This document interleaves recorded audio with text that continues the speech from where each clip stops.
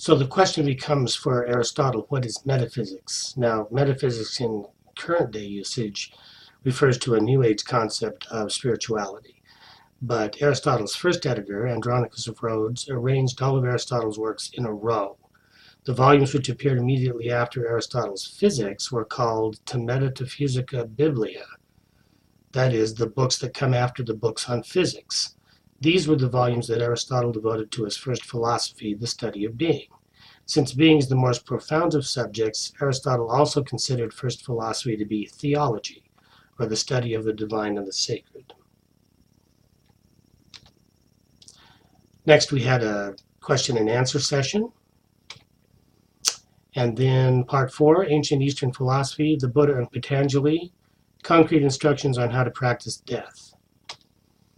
Siddhartha Gautama Buddha, circa 563 BCE to 483 BCE. His philosophy was based on his understanding of the Four Noble Truths.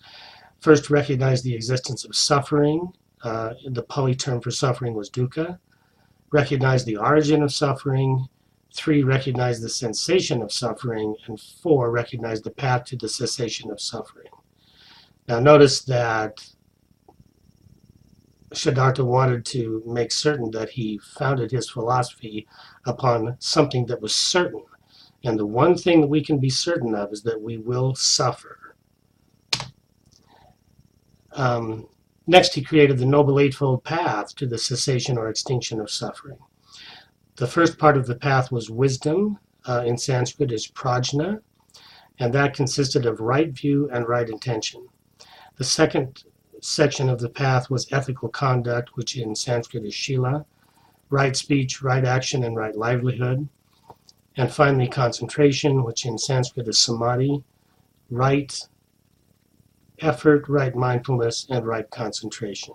Right mindfulness is what we consider to be meditation.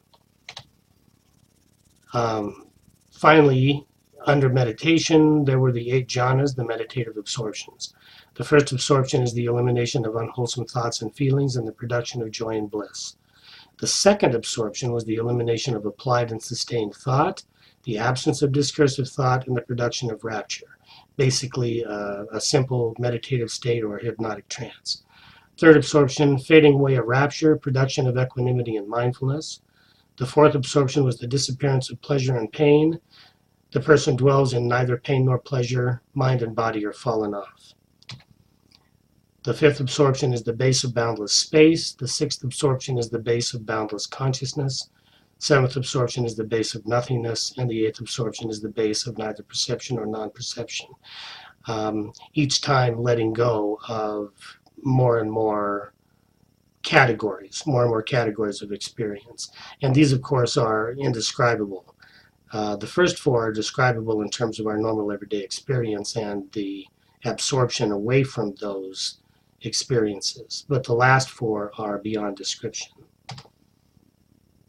Patanjali himself was born sometime around 150 BCE. He is the compiler of the Yoga Sutras of Patanjali. Yoga means to yoke. For example, to yoke 2 oxen or horses together with a harness. So the question becomes, what are the 2 things that are yoked together in yoga practice? And of course the answer is consciousness and the body. And through the body, the rest of the external world. So the 2 things that are yoked together are the res cogitans and the res extensa. Or in other terms, using Descartes' terminology. And finally, ascesis, which is asceticism, translates as asceticism, means producing tapas, and tapas means producing heat. So anyone who does athletics or anyone who does stretching or anyone who does yoga knows that one of the products is heat, and that is one of the primary products of the yoga, yoking the 2, consciousness and the body together. Then we had another question and answer session.